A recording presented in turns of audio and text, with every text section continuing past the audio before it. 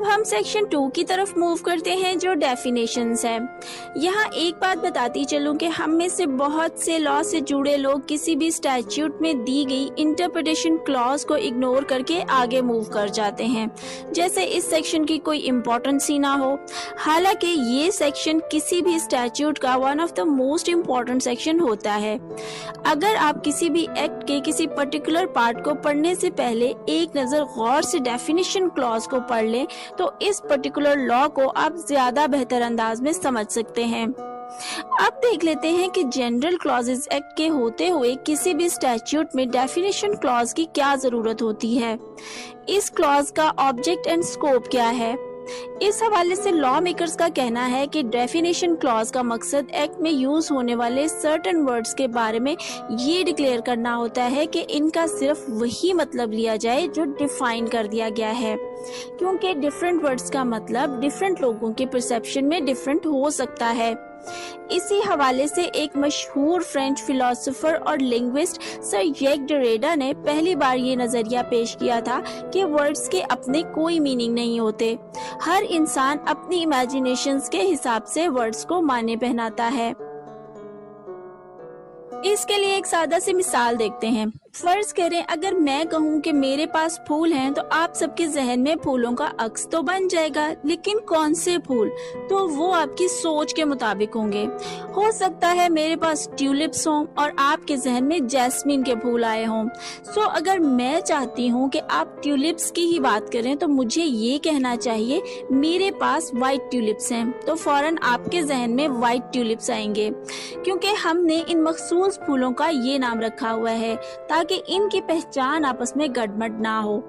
अगर इसी मिसाल को हम इंटरप्रिटेशन क्लॉज के साथ मिलाकर देखें तो हमें समझ आती है कि इनका मकसद ये होता है कि वर्ड्स को इन्हीं मीनिंग्स में लिया जाए जो इस पर्टिकुलर स्टैट्यूट में दिया गया है।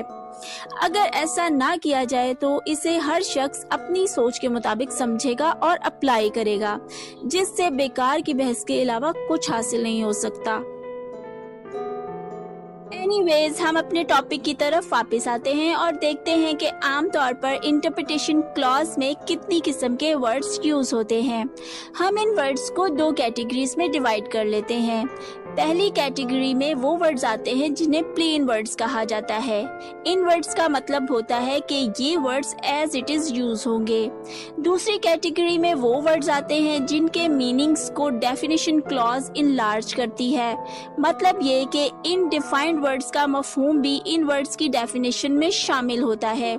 जैसे कि कुछ डेफिनेशंस में इंक्लूड का वर्ड मौजूद होता है जो डिफाइंड वर्ड्स के मीनिंग्स को इनलार्ज करता है, यानी इनके मीनिंग्स को वसी तर कर देता है। वर्ड्स की इन दो पर्टिकुलर कैटेगरीज के अलावा कुछ और वर्ड्स भी होते हैं जो एक वक्त में एक से ज्यादा स्टैट्यूट्स में इस्तेमाल होते हैं, लेकिन इनका मतलब सभी स्टैट्यूट में एक नहीं समझा जा सकता। इसके अलावा वो वर्ड्स जिन्हें पर्टिकुलर स्टैट्यूट में डिफाइन नहीं किया गया होता, ऐसे वर्ड्स के लिए जनरल क्लॉजेस एक्ट में दी गई डेफिनेशंस को इस वक्त तक फॉलो किया जा सकता है जब तक कि इसे इस पर्टिकुलर एक्ट में रिपग्नेंट करार ना दिया जा चुका हो। अब सेक्शन 2 में डिफाइंड वर्ड्स को देख लेते हैं। सबसे पहले सेक्शन 2 के सब सेक्शन 1 में एप्लीकेंट को डिफाइन किया गया है। सेक्शन 2 का सब सेक्शन 1 कहता है कि applicant includes any person from और through whom an applicant derives his right to apply।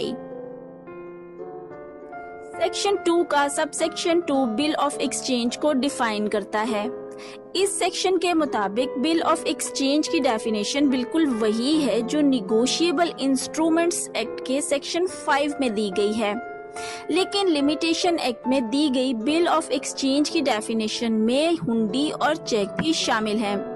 इससे ये बात क्लियर हो जाती है कि लिमिटेशन एक्ट के बिल ऑफ एक्सचेंज का स्कोप निगोशिएबल इंस्ट्रूमेंट्स एक्ट के बिल ऑफ एक्सचेंज से वाइडर है।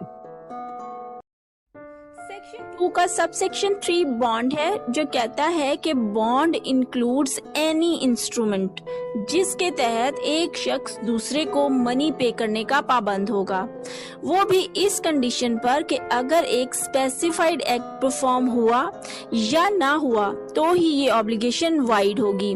याद रखें, बॉन्ड हमेशा कोई ना कोई ऑब्लिगेशन क्रिएट करता है। सेक्शन 2 का सब सेक्शन 4 डिफेंडेंट है, जो कहता है कि defendant includes any person from और through whom a defendant derives his liability to be sued. यहाँ ये पॉइंट याद रखें कि लिमिटेशन लॉ में कोर्ट अपने आप को लिमिटेशन एक्ट तक ही महदूद रखने की पाबंद होती है, वो डिफेंडेंट के स्कोप को एनलार्ज नहीं कर सकती।